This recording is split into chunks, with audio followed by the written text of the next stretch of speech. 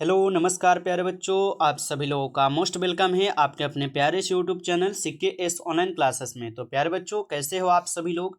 उम्मीद करते हैं कि आप सभी लोग अच्छे होंगे और आप सभी लोग की पढ़ाई जो है बिल्कुल ही अच्छी तरीके से चल रही होगी। तो प्यारे बच्चों, आज के ये क्लास जो है आपके 12th बोर्ड परीक्षा 2026 के लिए काफ़ी इंपॉर्टेंट क्लास है। और इस क्लास में प्यारे बच्चों आपको क्लास 12th हिस्ट्री यानी इतिहास के प्यारे बच्चों 50 मोस्ट इम्पोर्टेंट MCQ क्वेश्चन करवाने वाले हैं, जो कि प्यारे बच्चों आपके टेस्ट के लिए है। ठीक है, जो कि आपके टेस्ट के लिए है प्यारे बच्चों। तो आप लोग जो है एक बार आप लोग इस क्लास में टेस्ट दीजिए और इस क्लास में आपको 50 MCQ यानी 50 ऑब्जेक्टिव क्वेश्चन मिलेंगे, जो कि प्यारे बच्चों आपकी परीक्षाओं में सबसे ज़्यादा बार पूछे गए, यानी कि परीक्षाओं में बार बार पूछे जाने वाले प्यारे बच्चों आपको प्रश्न कराने वाले हैं। तो आप अच्छे से इन प्रश्न को देखिए और आप अच्छे से इनको हर हाल में जो है ना याद जरूर कर लीजिएगा, क्योंकि ये वह प्रश्न प्यारे बच्चों जो आपके बोर्ड परीक्षा में सीधा सीधा पूछे जाते हैं। तो चलिए हम क्लास को स्टार्ट करते हैं। आप चैनल पे पहली बार प्यारे बच्चों जुड़े हो तो आप इस चैनल को सब्सक्राइब कर लीजिए, क्योंकि ये प्यारे बच्चों यहाँ पर आपको सिर्फ आर्ट्स की तैयारी कराई जाती है। यदि आप आर्ट्स के स्टूडेंट हो तो आप बिल्कुल सही जगह पे आए हो। आप चैनल पे सब्सक्राइब करके चैनल को सब्सक्राइब करके जुड़ जाइए और साथ ही साथ ऑल नोटिफिकेशन को दबा लीजिएगा, ताकि बच्चों जब भी क्लास स्टार्ट हो सबसे पहले नोटिफिकेशन आपके पास पहुँच सके। तो प्यारे बच्चों, आप चैनल को सब्सक्राइब कर लीजिए। तो चलिए हम क्लास की ओर बढ़ते हैं और देखते हैं कि आज आपके लिए क्वेश्चन क्या हो रहा है। तो चलिए प्यारे बच्चों, क्वेश्चन आ चुका है आप सभी लोगों का। और क्वेश्चन क्या है आप लोगों का कि हड़प्पा टीलों का उल्लेख सर्वप्रथम 1826 में किसने किया था। चलिए सभी लोग आंसर लगाइए बच्चों कि हड़प्पा टीले का उल्लेख सर्वप्रथम 1826 में किसने किया था। तो आप इनको याद रखिएगा, चार्ल्स मेसन के द्वारा की जाती है। ऑप्शन ए हो जाएगा प्यारे बच्चों सही जवाब इस क्वेश्चन का आंसर। आगे देखिएगा प्रश्न क्या आता है आपका यहाँ पे 2 नंबर क्वेश्चन दिया गया है कि सिंधु घाटी सभ्यता में हल का प्रमाण जो है ना मिला है। लगाइए बच्चों आंसर क्या होगा। बिल्कुल आप लोग को अच्छे से इन प्रश्न को किसी भी हाल में याद कर लीजिएगा। सिंधु घाटी सभ्यता में हल का प्रमाण जो है ना ये मिला है, तो आप बताओगे ये कालीबंगा में मिला है। ठीक है, ऑप्शन डी हो जाएगा सही जवाब, कालीबंगा से। आगे देखिएगा प्रश्न आता है आप सभी लोग का यहाँ पे 3 नंबर क्वेश्चन क्या दिया गया आप लोग का कि कोलकाता में एशियाटिक सोसाइटी की स्थापना की गई थी। चलिए बताइए, कोलकाता में एशियाटिक सोसाइटी की स्थापना कब की गई थी, सॉरी किसने की थी। तो कोलकाता में एशियाटिक सोसाइटी की स्थापना किए थे विलियम जोन्स। ऑप्शन डी इस क्वेश्चन का सही जवाब है आपका, याद रखेंगे। अगला प्रश्न देखिएगा, क्वेश्चन आता है आप सभी लोग का यहाँ पे 4th नंबर। और क्वेश्चन क्या दिया गया आप सभी लोगों का, लोथल किस नदी के किनारे स्थित है। लगाइएगा आंसर क्या होगा। लोथल जो है बच्चों ये किस नदी के किनारे स्थित है। तो लोथल है भोगवा नदी के किनारे। ऑप्शन सी सही जवाब है, याद रखिएगा भोगवा नदी। और राज्य पूछे तो आप याद रखिएगा गुजरात राज्य है। अगला प्रश्न क्वेश्चन दिया गया है यहाँ पे 5 नंबर बच्चों। क्वेश्चन है कि अशोक द्वारा प्रचारित बौद्ध धर्म कहाँ प्रचलित नहीं हुआ था। बताइए, अशोक द्वारा प्रचारित बौद्ध धर्म कहाँ प्रचलित नहीं हुआ था। तो आप याद रखोगे बच्चों ये आपके ब्रिटेन में प्रचलित नहीं हो पाया था। ऑप्शन बी हो जाएगा सही जवाब, ब्रिटेन में। अगला नंबर क्वेश्चन देखिएगा 6 नंबर क्वेश्चन है बच्चों। क्वेश्चन क्या दिया गया है कि समस्त भारत ही नहीं एशिया एवं यूरोप में सर्वप्रथम हुनों को परास्त करने का श्रेय जो है अब किस शासक को बच्चों कहा जाता है। तो आप बताओगे ये स्कंद गुप्त को कहते हैं। ऑप्शन बी हो जाएगा सही जवाब, स्कंद गुप्त। अगला प्रश्न देखिए बच्चों, यहाँ पर क्वेश्चन है 7th नंबर। क्वेश्चन क्या दिया गया है। क्वेश्चन है कि 510 ईस्वी में सती प्रथा के साक्ष्यों वाला अभिलेख जो है ना ये कहाँ मिलता है। तो 510 ईस्वी में सती प्रथा के साक्ष्य वाला अभिलेख कहाँ मिला है। तो आप याद रखिएगा प्यारे बच्चों ये मिले हुए हैं आपके एरन सागर में। ऑप्शन ए हो जाएगा सही जवाब, एरन सागर में हो जाएगा। आगे देखेंगे प्रश्न आता है आप सभी लोग का यहाँ पे 8 नंबर। क्वेश्चन है कि बुद्ध के बचपन का नाम क्या था। बताएंगे बुद्ध के बचपन का नाम क्या था।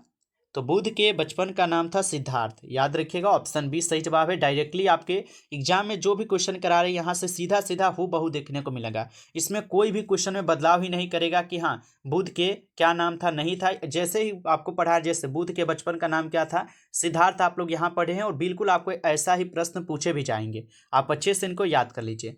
अगला प्रश्न है बच्चों कि मौर्य साम्राज्य का तृतीय शासक कौन था। ये सभी क्वेश्चन अपने आप में प्यारे बच्चों काफ़ी इंपॉर्टेंट और VVI क्वेश्चन है, आप इसको अच्छे से याद कीजिए।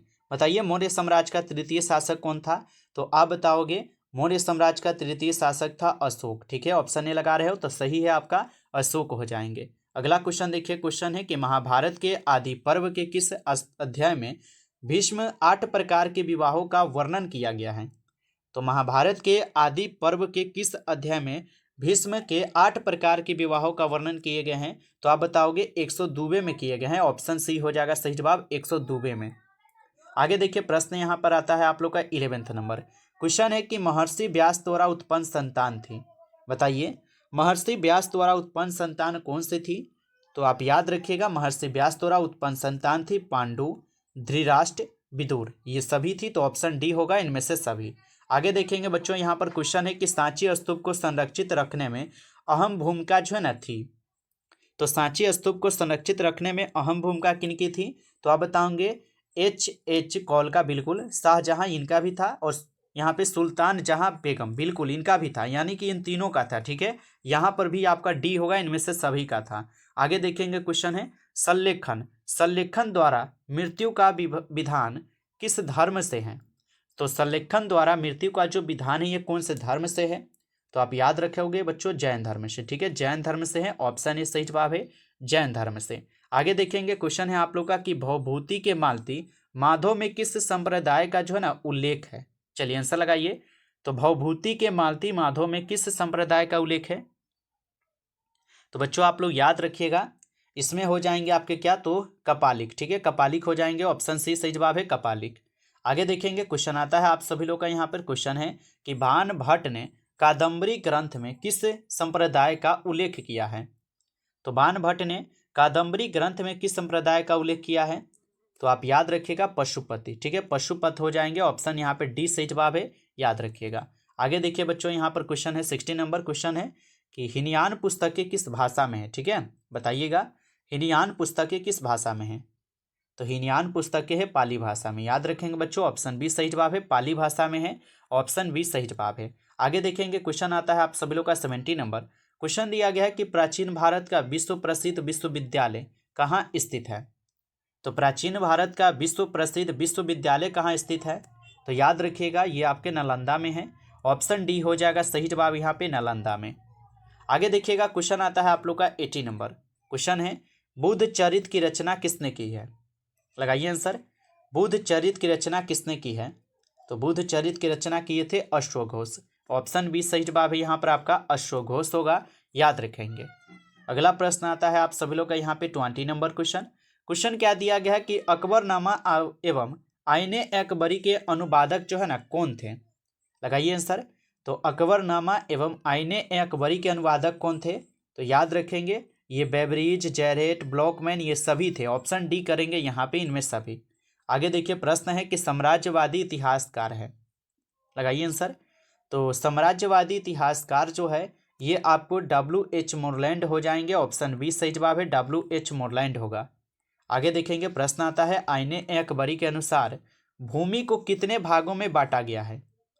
तो आईने अकबरी के अनुसार भूमि को कितने भाग में बांटे गए हैं, 4 भागों में। ठीक है, याद रखेंगे, ऑप्शन सी सही जवाब है, 4 भागों में। आगे देखिएगा बच्चों, क्वेश्चन है यहाँ पे 23 नंबर। क्वेश्चन है कि अकबर का वित्त मंत्री कौन था। चलिए बताएंगे, अकबर का वित्त मंत्री कौन था। तो अकबर का वित्त मंत्री था टोडरमल। ठीक है बच्चों, याद रखेंगे, टोडरमल थे, ऑप्शन सी सही जवाब है, याद रखेंगे। अगला प्रश्न आता है आप सभी लोग का यहाँ पे 24 नंबर। क्वेश्चन दिया गया है कि रजनामा के नाम से किस ग्रंथ का फारसी अनुवाद जो है ना किया गया है।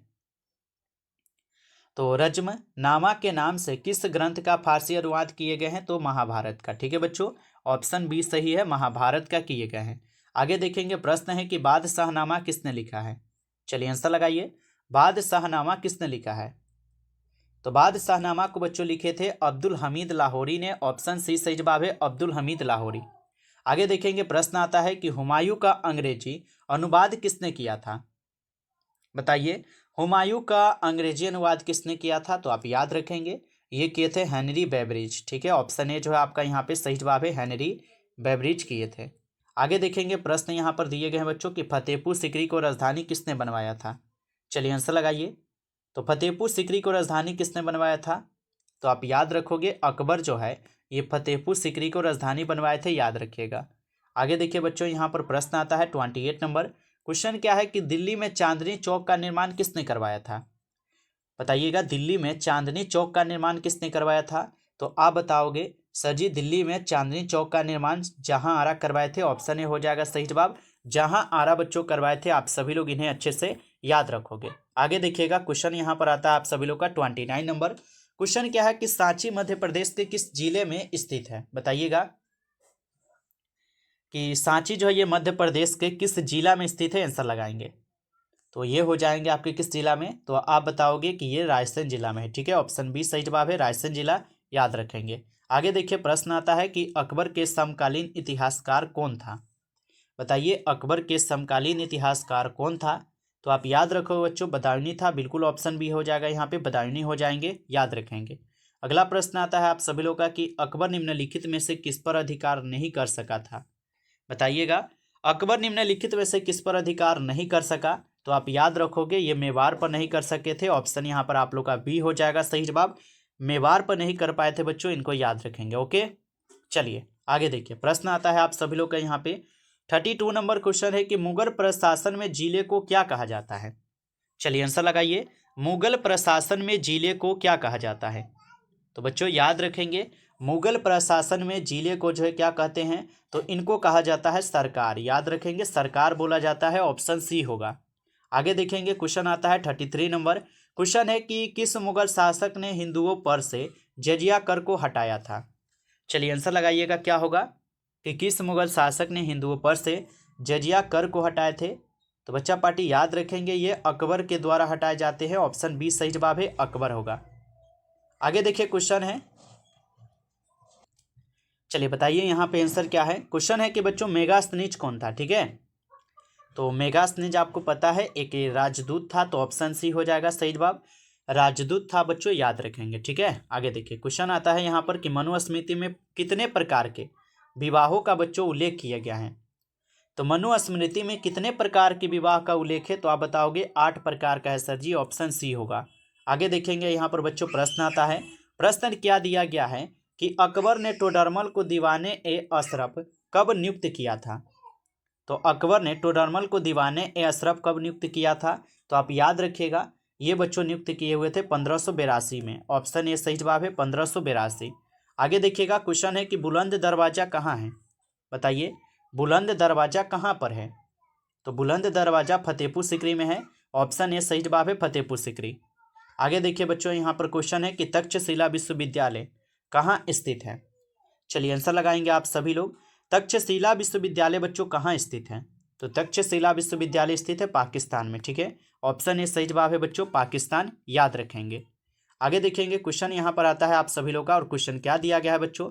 क्वेश्चन दिया गया है कि किस विदेशी यात्री ने यात्रा वृत्तांत के आधार पर, ठीक है, यात्रा वृत्तांत के आधार पर भी परदेसी फिल्म का निर्माण हुआ है? तो आप बताओगे बच्चों, ये तो हुए थे अपनासी निकेतन के। अगला क्वेश्चन देखिए, यहाँ पर क्वेश्चन आता है कि महान वम्मी के डिब्बों को किस विदेशी यात्री ने विजय का भवन की संज्ञा दी है? तो आप याद रखोगे बच्चों, ये किसने दिया है? तो ये डेमी गेस्पेच दिए थे। ऑप्शन ए सही जवाब है। अगला क्वेश्चन देखिएगा, आयंगर व्यवस्था जो है ना, ये संबंधित थी। बताइए, आयंगर व्यवस्था संबंधित थी। तो आयंगर व्यवस्था बच्चों संबंधित थी मुगल साम्राज्य से। ऑप्शन ए सही जवाब है, मुगल साम्राज्य से। आगे देखिए, क्वेश्चन है कि कराइकल एम्पायर नामक महिला किसकी भक्त थी? तो कराइकल एम्पायर नामक महिला जो है ये शिव के भक्त थे। ऑप्शन ए यहाँ पे सही है। आगे देखेंगे, क्वेश्चन है विष्णु को अपना पति कौन मानती थी? बताइएगा। बिल्कुल प्यारे बच्चों, हम लोग सुपर फास्ट तरीके से क्लास को कर रहे हैं ताकि कम समय में हो जाए सभी क्वेश्चन जल्दी से। ठीक है, तो विष्णु को अपना पति कौन मानती थी? तो विष्णु को अपना पति मानती थी बच्चों अंडाल। ऑप्शन बी सही है, अंडाल। आगे देखेंगे, क्वेश्चन है कि पाटलिपुत्र नगर की स्थापना की गई थी। बताइए किसने की थी? तो पाटलिपुत्र नगर की स्थापना किसने किया था? तो आप लोग बता दोगे कि ये उदयभद्र यानी उदयनीय हो जाएगा। ठीक है, यहाँ पर उदयनीय भद्र है यानी इसको आप उदयनीय भी बोल सकते हो। ठीक है, ऑप्शन सी है। आगे देखिए, क्वेश्चन है कि बलवान की पुत्री का विवाह, ठीक है, किस सूफी संत के साथ हुआ था? तो बलवान की पुत्री का जो विवाह है बच्चों, याद रखेंगे, फरीद उद गज ए शंकर के साथ होता है। आगे देखेंगे, क्वेश्चन है निजामुद्दीन औलिया की सूफी सिलसिले से जो है ना संबंधित है। बताइए आंसर क्या होगा? और अगर आपको सभी विषय का नोट्स चाहिए तो आप हमारे पास एसएमएस कर सकते हो 962 18 834। ठीक है, बिल्कुल अगर आपकी तैयारी अभी तक नहीं हुआ है तो आप सब्जेक्टिव क्वेश्चन यहाँ से जो भी नहीं लिए हो बच्चे, सभी लोग सब्जेक्टिव क्वेश्चन को जरूर ले लीजिए। और सब्जेक्टिव के साथ आपको ऑब्जेक्टिव भी दे रहे हैं, और सिर्फ आपको एक सब्जेक्ट का बच्चों 30 रुपीज़ लग रहा है, ठीक है, एक सब्जेक्ट का यानी 30 रुपये, ठीक है। तो जितना सब्जेक्ट हो आप लोग ले सकते हो, जिसकी तैयारी आप लोग की नहीं हुई है उस सब्जेक्ट को लेकर आप लोग अच्छे से पढ़ लीजिए, बिल्कुल आसान से आसान भाषा में, और बिल्कुल आपको सब्जेक्टिव के साथ ऑब्जेक्टिव दोनों मिलेंगे। तो इस नंबर पे एसएमएस कर लीजिएगा नोट्स के लिए। और बताइए निजामुद्दीन औलिया किस सूफी सिलसिले से संबंधित है? तो बच्चों याद रखेंगे चिश्ती से है, ठीक है। आगे देखिए क्वेश्चन है, सुल्तान उल हिंद जो है किसे कहा गया है? तो सुल्तान उल हिंद ख्वाजा मुइनुद्दीन चिश्ती को बोलते हैं ना, ऑप्शन ए हो जाएगा सही जवाब। आगे देखिए क्वेश्चन आता है यहाँ पर, किस भक्ति संत ने संदेश के प्रचार के लिए सबसे पहले हिंदी का प्रयोग किया था? तो आप याद रखोगे ये तो रामानंद किए थे, ऑप्शन सी होगा जी। आगे देखिए क्वेश्चन है, मध्यकालीन यात्रियों का यहाँ पे सरताज जो है किस यात्री को कहा जाता है? तो मध्यकालीन यात्रियों का सरताज बच्चों कहे जाते हैं किसे? तो आप बताओगे मार्को पोलो को कहते हैं। आगे देखिए लास्ट क्वेश्चन है आपके लिए, लास्ट क्वेश्चन है इस क्लास का, कि जैसे घोंसले को पक्षी छोड़ता है उसी तरह किसी यात्री ने यात्रा पर जाने हेतु अपने घर को छोड़ा। तो ये कथन तो बच्चों इब्न बतूता का था, ऑप्शन डी होगा सही जवाब। तो बच्चों ये रहे टॉप आपके 50 क्वेश्चन जो आपके एग्जाम में हर एक बार पूछे जाते हैं। तो यदि आपको क्लास अच्छा लगा हो तो क्लास को लाइक कर लीजिए, चैनल पे पहली बार जुड़े हैं आप सब्सक्राइब करके जुड़ जाइए, ठीक है। और नोट्स के लिए आप हमारे पास इसमें जरूर कीजिए 962 18 834, ठीक है। आप इस नंबर पे एसएमएस कीजिए और बोलिए कि सर हमें नोट्स चाहिए, ठीक है। आप लोग को इतना लिखकर मैसेज करना है कि सर हमें नोट्स चाहिए, ठीक है। आप अपना सब्जेक्ट बताइएगा, और आपको प्राइस बता दिए है कि एक सब्जेक्ट का आपको 30 रुपये लगेंगे, 30 रुपये यानी 30 रुपये लगेंगे, ठीक है। तो जिस भी प्यारे बच्चों को चाहिए आप एसएमएस कर लेंगे। चलिए फिर मिलते हैं आपसे एक नई टॉपिक के साथ नेक्स्ट क्लास में बच्चों। तब तक के लिए सभी प्यारे बच्चों को टेक केयर, अच्छी तरीके से तैयारी करते रहिए।